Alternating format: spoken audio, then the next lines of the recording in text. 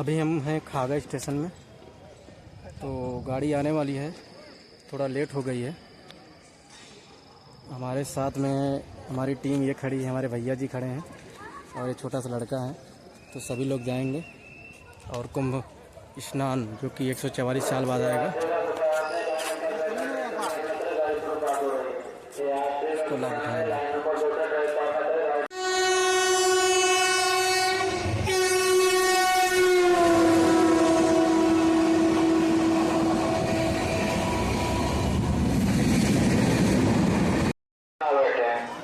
यात्री का कृपया ध्यान दें, सिराथू भरवारी प्रयागराज तरफ जाने वाली सभी गाड़ियां प्लेटफॉर्म नंबर 1 पर ही आएंगी। कोई यात्री प्लेटफॉर्म नंबर 2 पर न बैठे।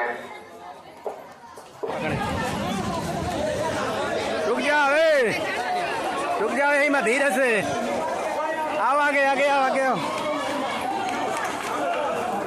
चढ़ो चढ़ो चढ़ो, क्या कोई जल्दी आओ ना, जल्दी आओ ना, जल्दी आओ, रुक जाओ, क्या जल्दी आओ।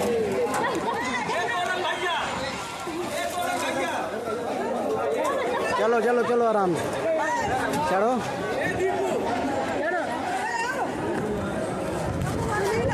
हाँ चलो आगे, यहीं बैठो।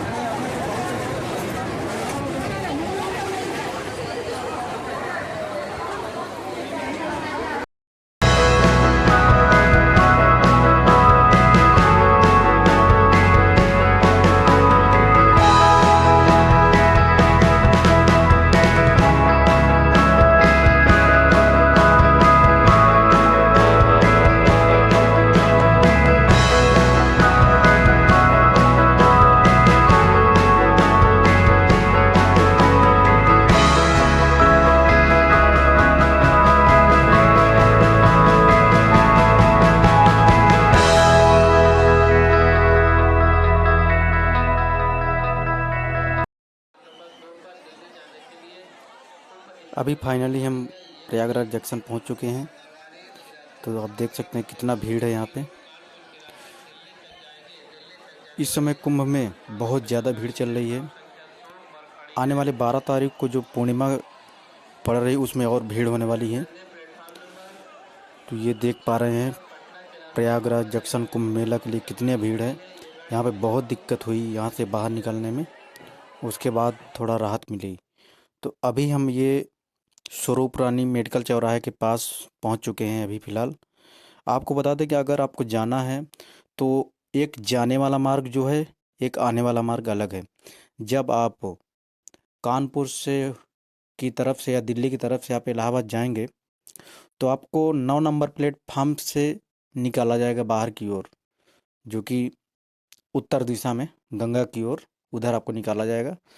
तो उधर आपको हाई कोर्ट का जो रूट है, हाई कोर्ट होते हुए जो चर्च चर्च एक बना हुआ उसको राउंडिंग करके आपको जो कि बस स्टॉप होते हुए सुभाष चौराहा और तुलसी चौराहा होकर सीधा स्वरूप रानी होके आपको निकाला जाएगा मेडिकल चौराहा होते हुए। ये जाने का रास्ता है, एक तरफ जाने का रास्ता है इस रूट पे, एक तरफ आने का रास्ता है। जब आप जाएंगे तो आप संगम क्षेत्र पहुंचेंगे और स्नान करेंगे। उसके बाद जब आप वापस आएंगे तो उसके लिए जो स्वरूप रानी वाला मेडिकल चौराहे वाला मार्ग वही है, आने के लिए भी वही है, एक जाने एक आने का। जैसे हाईवे में होता है 2 मार्ग, वैसे ही इसमें भी है।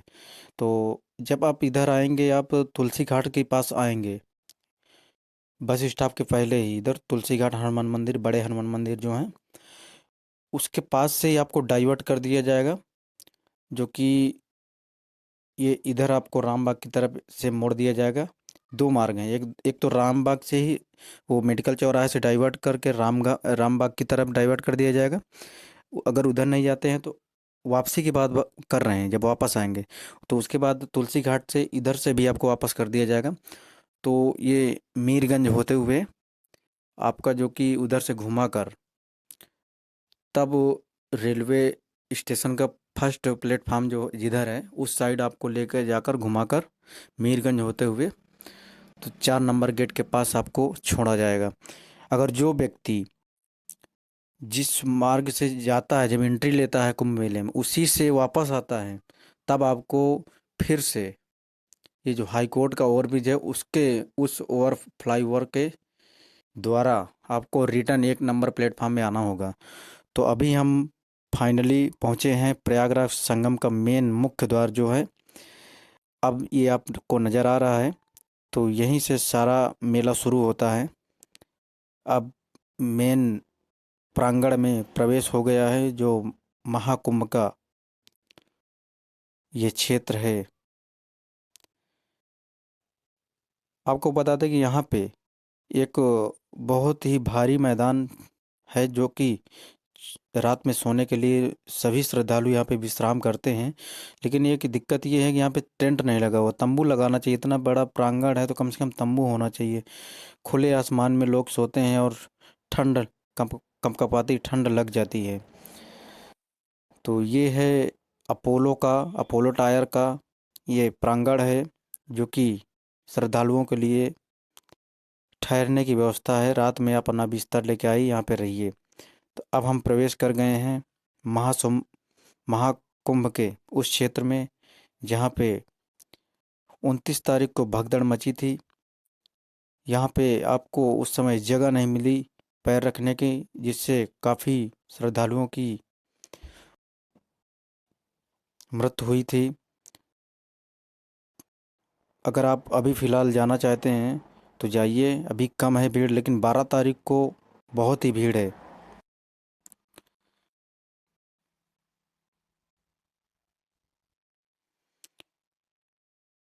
144 साल बाद ये शुभ अवसर, जो कि महाकुंभ 2025 का शुभारंभ होकर अब अंतिम पड़ाव की ओर पहुंचता हुआ महाकुंभ। लेकिन इसका एक डार्क पॉइंट ये है कि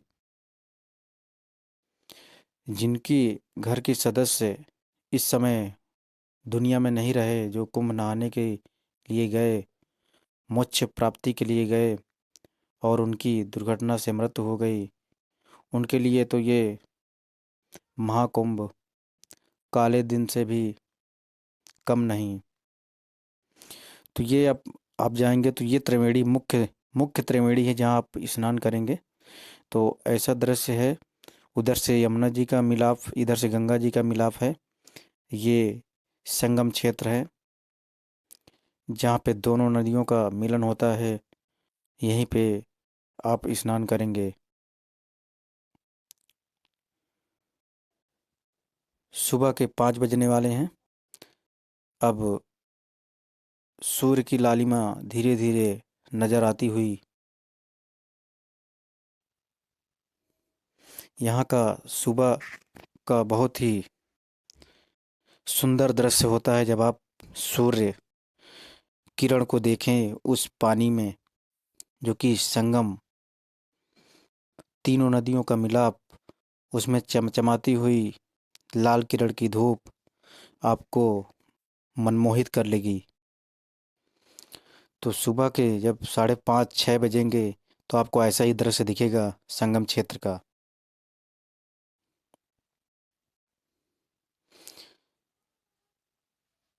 कुंभ नहाना चाहिए। महाकुंभ इस बार शायद ही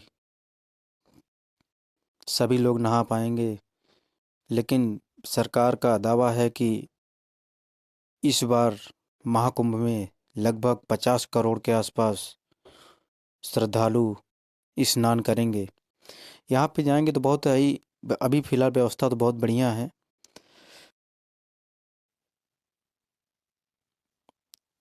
प्रशासन की व्यवस्था जब दुर्घटना हुई थी उससे थोड़ा अब सतर्कता बरती जा रही है।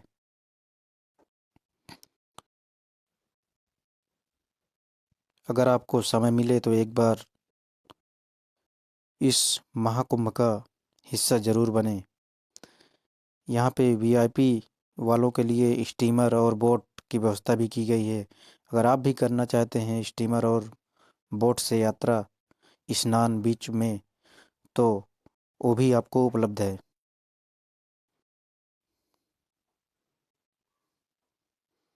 जिस दिन हम गए थे उस दिन लेटे हुए हनुमान जी का मंदिर, जो कि उनका गेट फिलहाल बंद था, जिससे हम लोगों को दर्शन दुर्लभ हो गए श्री हनुमान जी के। ये मैं और मेरा भांजा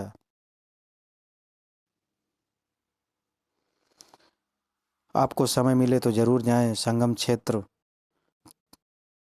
हमारे सनातन धर्म का पावन पर्व चल रहा है महाकुंभ, जो कि 144 साल बाद आया। ये आप देख रहे हैं अकबर का किला।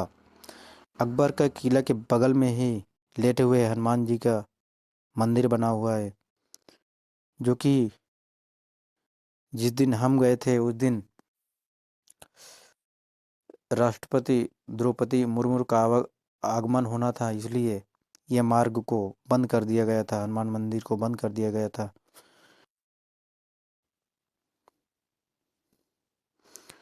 अब हम वापसी की ओर चल रहे हैं। आपको इस बीच में नज़र आएगा ये मंदिर, राधा कृष्ण जगन्नाथपुरी का मंदिर। हमें तो बहुत अच्छा लगा, लेकिन पैदल बहुत चलना पड़ता है। आप जब जाएंगे, जाने और आने में, वापसी आने में तो ज़्यादा पड़ जा रहा है भाई। वापस जब आएंगे तो बहुत ज़्यादा मार्ग पड़ जाता है लंबा। 20 किलोमीटर का सफ़र कम से कम होता है जाने में, और वापस आने में 40-50 किलोमीटर का सफ़र हो जा रहा है पूरा।